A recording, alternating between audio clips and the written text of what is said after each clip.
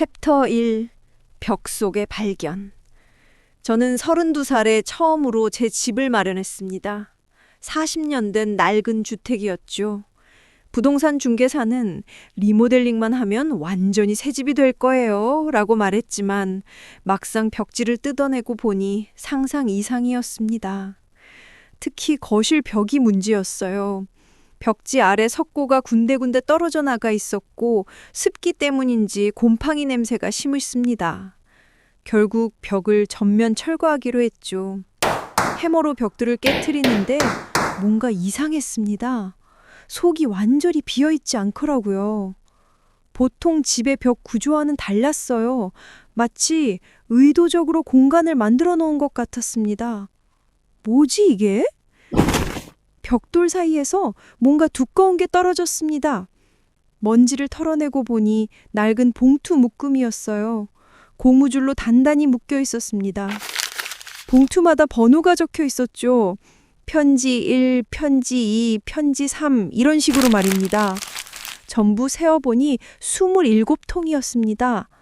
봉투들은 모두 누렇게 발해 있었고 습기 때문인지 가장자리가 곰곰 떨어져 나갔어요. 냄새도 이상했습니다. 오래된 종이 냄새에 뭔가 쿰쿰한 게 섞여 있었어요. 첫 번째 봉투를 열어봤습니다. 편지지는 더욱 누렇게 발해 있었고 글씨는 삐뚤빼뚤했어요. 마치 떨리는 손으로 쓴 것 같았습니다. 그런데 수신인 주소를 보고 깜짝 놀랐어요. 바로 제가 살고 있는 이 집 주소였거든요. 이상하네. 누가 이런 장난을? 처음엔 전 주인이 숨겨둔 뭔가라고 생각했습니다. 하지만 편지 내용을 읽어보니 그런 게 아니었어요. 첫 문장부터 소름이 돋았거든요.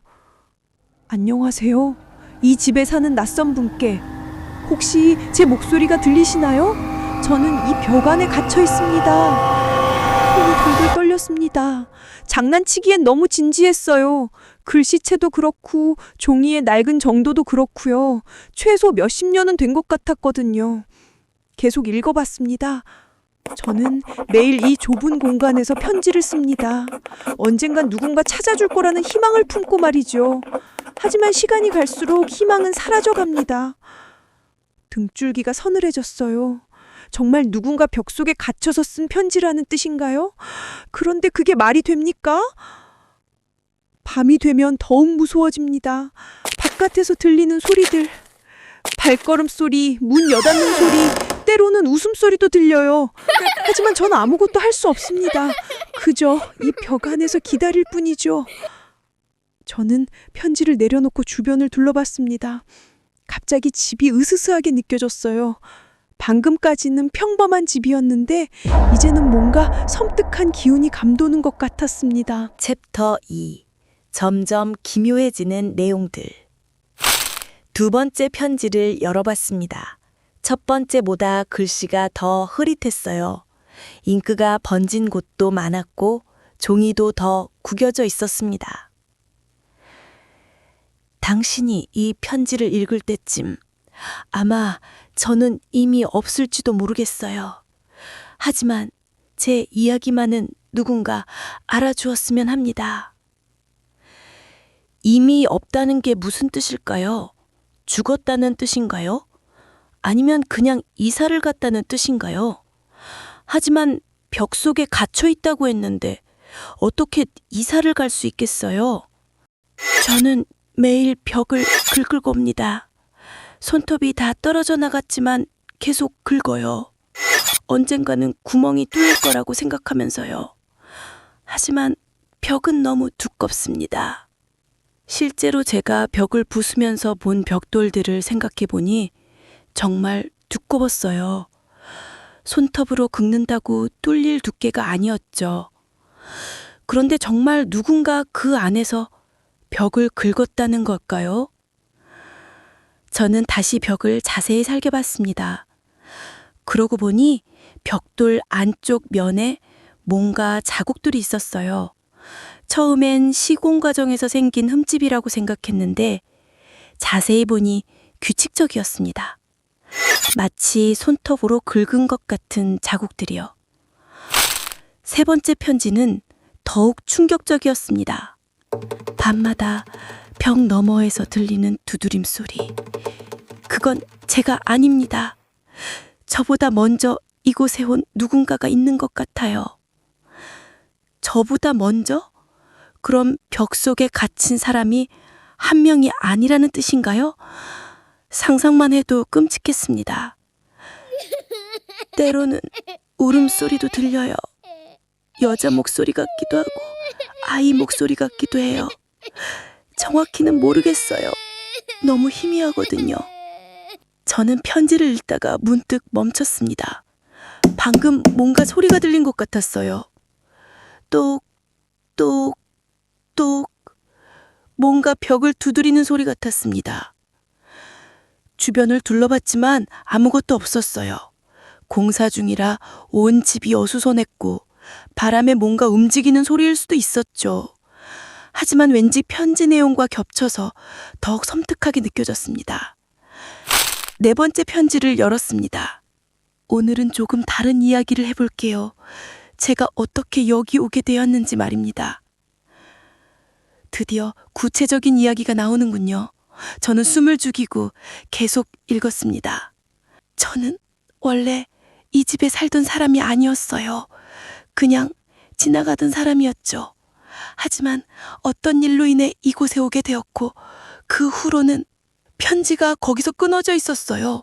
마치 쓰던 도중에 무슨 일이 생긴 것처럼요. 잉크가 번져 있기도 했고요. 저는 다음 편지를 서둘러 열어봤습니다. 하지만 다섯 번째 편지는 전혀 다른 내용이었어요. 혹시 아이가 울면 절대 창문을 열지 마세요. 갑자기 왜 창문 이야기가 나오는 건가요? 앞편지와 연결이 안 되더라고요. 밤에 들리는 아이 울음소리는 진짜가 아닙니다. 절대 속으면 안 돼요. 창문을 열면 끔찍한 일이 벌어집니다. 이게 대체 무슨 소린지 이해할 수 없었어요. 벽 속에 갇힌 사람이 왜 창문 이야기를 하는 건가요? 챕터 3. 이름이 적힌 편지. 편지를 읽으면서 점점 더 혼란스러워졌습니다. 내용이 일관성이 없었어요. 어떤 편지는 벽 속에 갇힌 상황을 구체적으로 서술하고 어떤 편지는 뜬금없이 다른 이야기를 했거든요. 하지만 정말 충격적인 건 14번째 편지를 읽을 때였습니다. 봉투를 열자마자 제 이름이 눈에 들어왔어요. 제 본명이 선명하게 적혀 있었거든요. 김준호 씨. 당신이 이 집에 들어와서 드디어 읽어주셨군요. 심장이 멎는 줄 알았습니다. 어떻게 이 편지를 쓴 사람이 제 이름을 알 수 있을까요? 더군다나 이 편지들은 최소 수십 년은 된 것 같았는데요. 저는 오래전부터 기다려왔습니다. 언젠가 이 편지를 읽어줄 사람을 말이에요. 그리고 그 사람이 바로 당신이라는 걸 알고 있었어요. 손이 너무 떨려서 편지를 제대로 잡을 수가 없었습니다. 이게 우연의 일치일까요? 아니면 정말로 누군가 저를 특정해서 이 편지를 쓴 걸까요? 당신만이 이 편지를 볼 수 있습니다. 다른 사람이었다면 이 편지들을 발견하지도 못했을 거예요. 그 말이 맞았어요. 만약 제가 벽을 부수지 않았다면 이 편지들은 계속 벽 속에 숨겨져 있었겠죠. 하지만 그렇다고 해서 이 모든 게 운명이라고 말할 수 있나요? 김준호 씨, 당신이 이 집을 산 것도 우연이 아닙니다. 모든 게 정해진 일이었어요. 정해진 일? 무슨 소리인가요? 저는 그냥 마음에 드는 집을 샀을 뿐이에요. 가격도 괜찮았고 위치도 좋았거든요. 당신은 아직 모르겠지만 이 집과 당신 사이에는 깊은 인연이 있습니다. 그 인연은 당신이 태어나기 훨씬 전부터 시작되었어요. 태어나기 전부터? 이건 정말 말이 안 되는 소리였어요. 어떻게 제가 태어나기 전부터 이 집과 인연이 있다는 건가요? 편지 끝부분에는 날짜가 적혀 있었습니다. 1985년 3월 15일. 저는 1992년에 태어났습니다. 즉, 이 편지가 쓰여질 때 저는 아직 태어나지도 않았다는 뜻이죠. 그런데 어떻게 편지 쓴 사람이 제 이름을 알 수 있었을까요? 갑자기 머리가 어지러웠어요. 이 모든 상황이 너무 비현실적이었거든요. 하지만 편지는 분명히 실제했고 제 이름도 정확히 적혀 있었어요. 이게 대체 뭐야? 저는 편지를 바닥에 내려놓고 머리를 감쌌습니다. 뭔가 설명할 수 없는 일들이 계속 벌어지고 있었어요. 챕터 4. 충격적인 진실.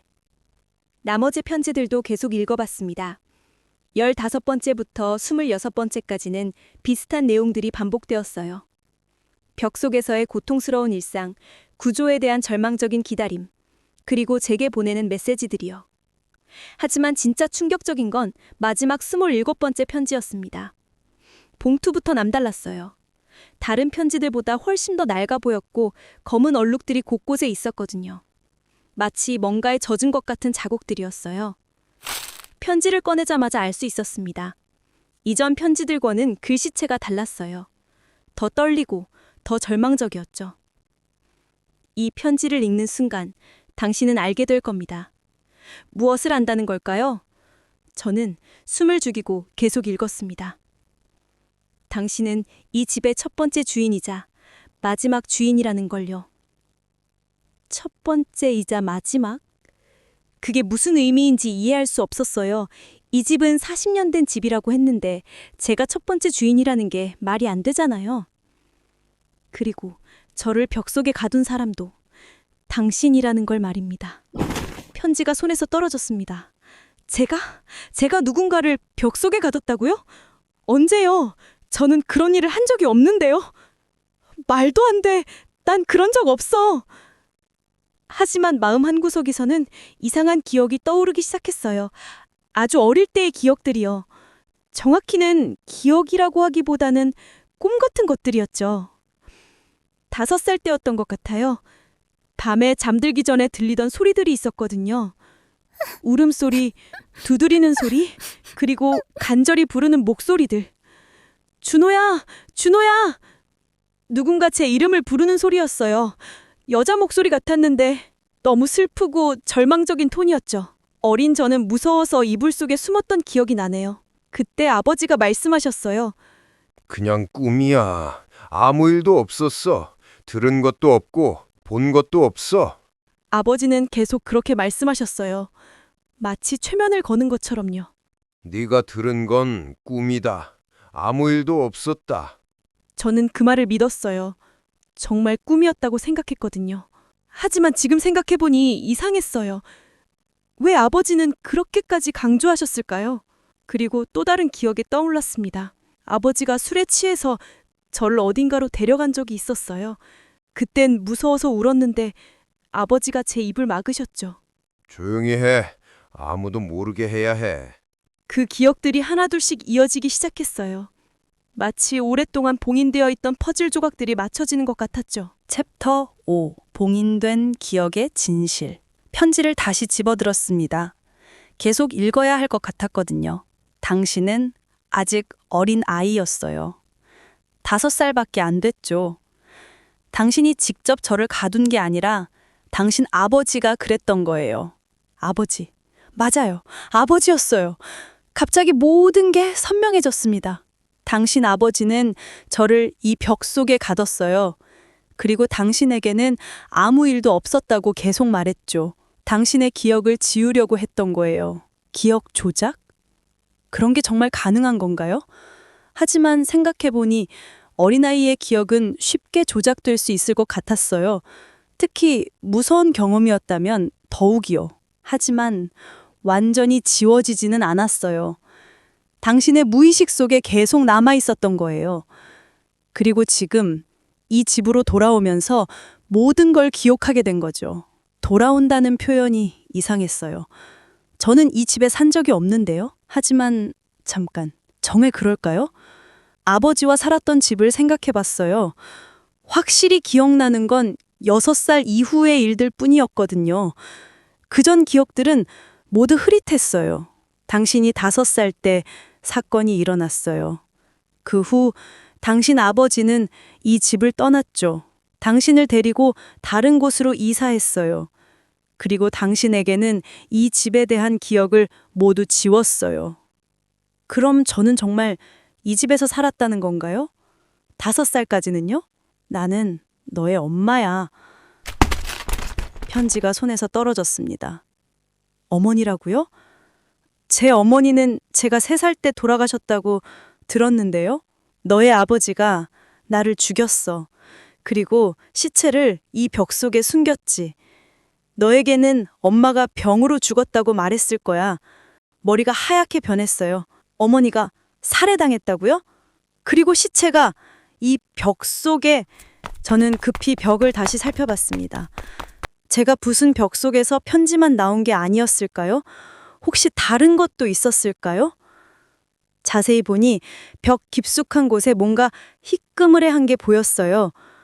처음에 석고가루인 줄 알았는데 자세히 보니 그게 아니었습니다.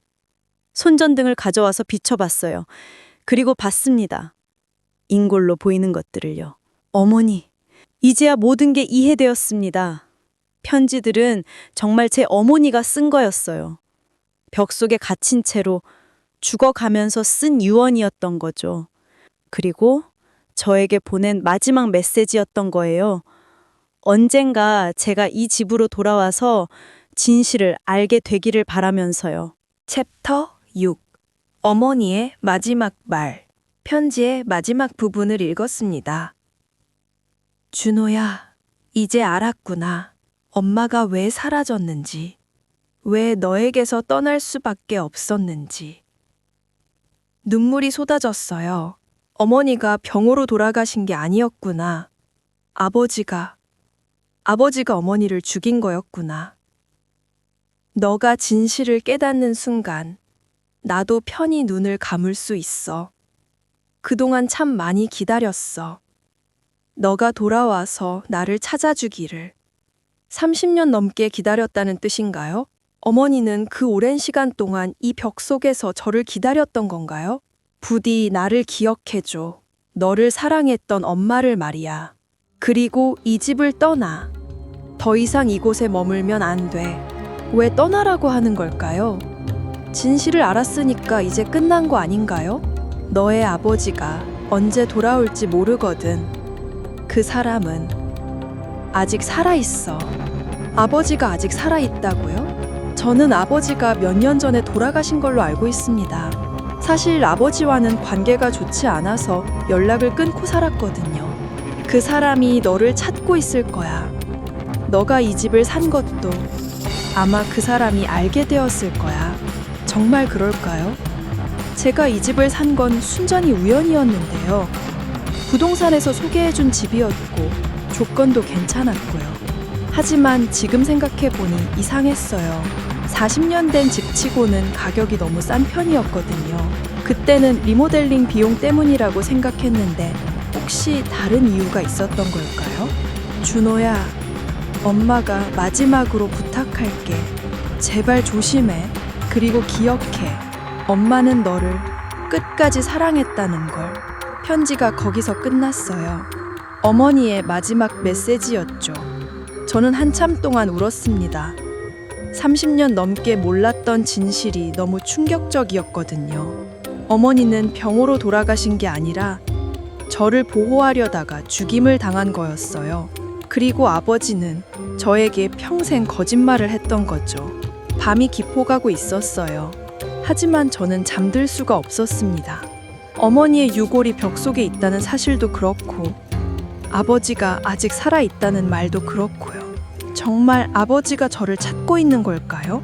만약 그렇다면 저는 어떻게 해야 할까요? 그때 갑자기 밖에서 차 소리가 들렸어요. 이 동네는 막다른 길이라서 평소에는 차가 별로 다니지 않거든요.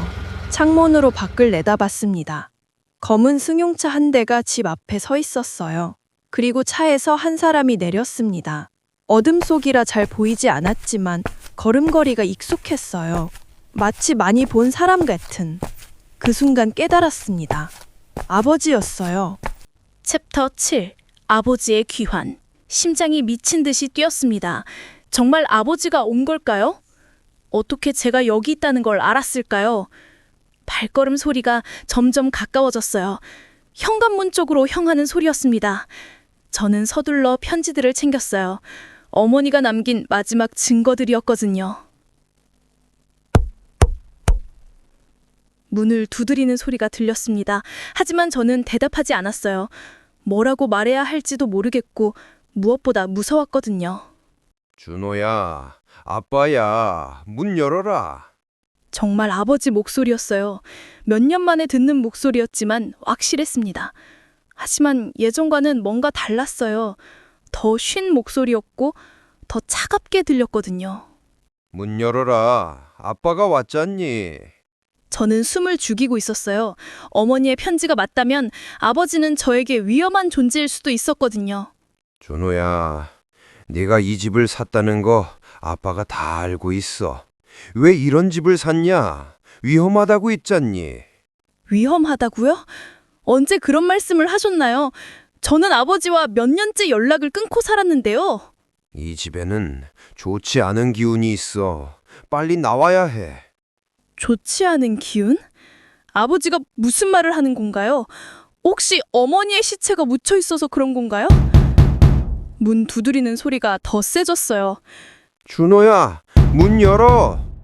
이제는 명령하는 톤이었어요. 예전에 술 취했을 때 쓰던 그 무서운 목소리 말이에요. 저는 뒷문으로 도망갈 생각을 했습니다. 하지만 편지들을 두고 갈 수는 없었어요. 어머니가 남긴 유일한 증거였거든요. 그런데 갑자기 문 두드리는 소리가 멈췄어요. 밖이 조용해졌습니다. 혹시 아버지가 돌아가신 건가요? 저는 조심스럽게 창문으로 밖을 내다봤어요. 아버지는 아직 거기 있었습니다. 하지만 현관문 앞에 서 있진 않았어요. 집 주변을 돌고 있었거든요. 마치 다른 입구를 찾는 것 같았어요. 그때 깨달았습니다. 아버지는 이 집을 잘 알고 있다는 걸요. 당연하죠. 예전에 여기서 살았으니까요. 뒷문 쪽에서 소리가 났습니다. 열쇠로 문을 여는 소리 같았습니다. 아직도 같은 자물쇠를 쓰고 있구나. 아버지가 집 안으로 들어왔어요. 저는 급히 어머니의 편지들을 품에 안고 숨을 곳을 찾았습니다. 준호야, 어디 있니? 아빠가 왔는데. 발걸음 소리가 거실로 향했어요. 제가 벽을 볼순 곳 말이에요. 아, 역시 찾았구나. 아버지가 벽을 본 것 같았어요. 그리고 한동안 조용했습니다. 편지들도 가져갔겠지. 그 여자가 끝까지 말썽이군. 그 여자라니, 어머니를 그렇게 부르다니. 저는 분노가 치밀어 올랐어요. 준호야, 나와라. 아빠가 설명해 줄게. 설명이라고요? 무슨 설명을 해주신다는 건가요? 어머니를 죽인 이유라도 설명해 주실 건가요? 네가 보고 있는 편지들은 다 거짓말이야. 그 여자가 정신이 이상해서 쓴 거야. 거짓말이라고요? 그럼 벽 속에 있던 뼈는 뭐라고 설명하실 건가요? 엄마는 정말 병으로 죽었어. 네가 어려서 기억 못하는 거야. 저는 더 이상 참을 수 없었어요. 숨어있던 곳에서 나왔습니다. 거짓말 그만하세요. 아버지가 저를 봤어요. 몇 년 만에 보는 아버지는 많이 늙어 있었습니다. 머리도 희끗희끗했고 얼굴도 많이 상해 있었어요. 준호야, 많이 컸구나. 하지만 눈빛은 여전히 차갑고 무서웠어요. 어릴 때 기억나는 그 눈빛 말이에요. 어머니를 죽인 게 아버지죠? 아버지의 표정이 변했어요. 그런 말 하는 게 아니야. 편지에 다 써 있어요. 어머니가 직접 쓴 거예요. 그건 정신 나간 여자가 쓴 헛소리야. 그럼 벽 속에 있던 뼈는 뭐라고 설명하실 건가요? 아버지가 잠시 말이 없었어요. 그리고 깊은 한숨을 내쉬었습니다. 네가 다 보았구나. 드디어 인정하는 건가요? 그래, 아빠가 죽였어. 하지만 이유가 있었다. 이유라고요? 사람을 죽일 이유가 있다는 건가요? 그 여자가 너를 데리고 도망가려고 했어. 아빠를 버리고 다른 남자랑 살려고 했다고. 그게 사람을 죽일 이유가 돼요? 네가 뭘 알아? 어린 놈이. 아버지의 목소리가 점점 커졌어요. 예전엔 술 취했을 때처럼 말이에요. 챕터 8. 최후의 대결. 아버지는 미친 사람이에요. 뭐라고? 아버지가 성큼성큼 저에게 다가왔어요. 하지만 저는 더 이상 어린아이가 아니었거든요. 32살의 어른이었어요. 어머니를 죽이고 저한테 평생 거짓말을 했잖아요. 그건 너를 보호하려고. 보호요? 진실을 숨기는 게 보호라고 생각하세요? 아버지가 주먹을 들어 올렸어요. 예전처럼 저를 때리려는 모양이었습니다. 아직도 버릇이 안 들었구나. 하지만 저는 피하지 않았어요. 대신 어머니의 편지를 꺼내 들었습니다. 이걸 보세요. 어머니가 죽어가면서까지 써준 편지예요. 그걸 내놔. 아버지가 편지를 빼앗으려고 했어요. 하지만 저는 놓지 않았습니다. 안 돼요. 이건 어머니가 저한테 남긴 거예요. 그 미친 여자가 쓴 헛소리야. 미친 건 아버지예요. 그 말을 듣자 아버지 얼굴이 일그러졌어요. 니까지 그 여자 편을 들 거야? 편을 든다고요? 어머니는 제 친어머니예요. 아버지가 죽인 제 어머니라고요. 아버지가 갑자기 웃기 시작했어요. 섬뜩한 웃음이었습니다. 친어머니. 너는 아직도 모르는구나. 뭘 모른다는 건가요? 네 진짜 어머니는 따로 있어. 뭐라고요? 그 여자는 그냥 아빠 여자친구였을 뿐이야. 거짓말이에요. 분명히 거짓말일 거예요. 믿기 싫겠지만 사실이야. 네 진짜 어머니는 네가 태어나자마자 도망갔어. 그래서 그 여자가 대신 키워준 거야. 거짓말이에요. 거짓말이 아니야. 그 여자도 알고 있었어. 자기가 네 친엄마가 아니라는 걸 말이야. 그럼 어머니의 편지는 뭐였을까요? 정말 친어머니가 아닌 사람이 저를 위해서 그런 편지를 써준 건가요?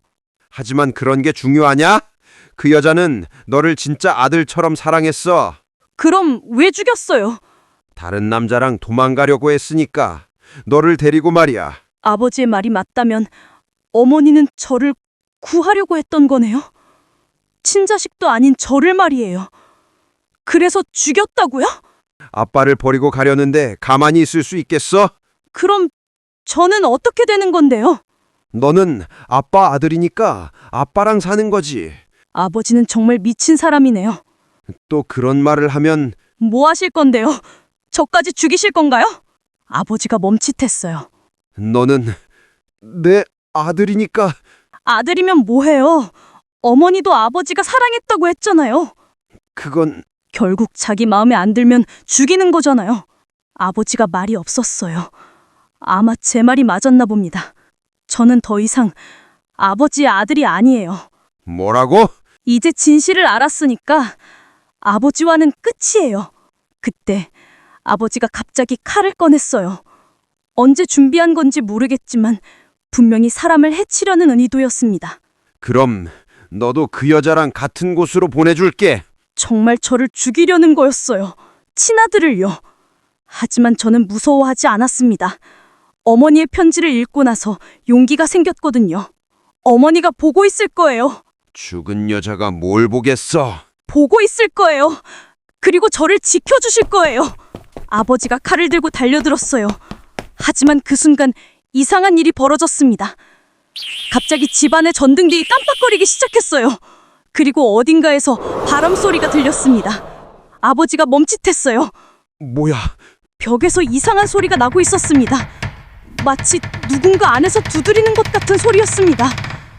똑똑똑, 똑똑똑. 그 여자가 아버지 얼굴이 창백해졌어요. 그 순간 깨달았습니다.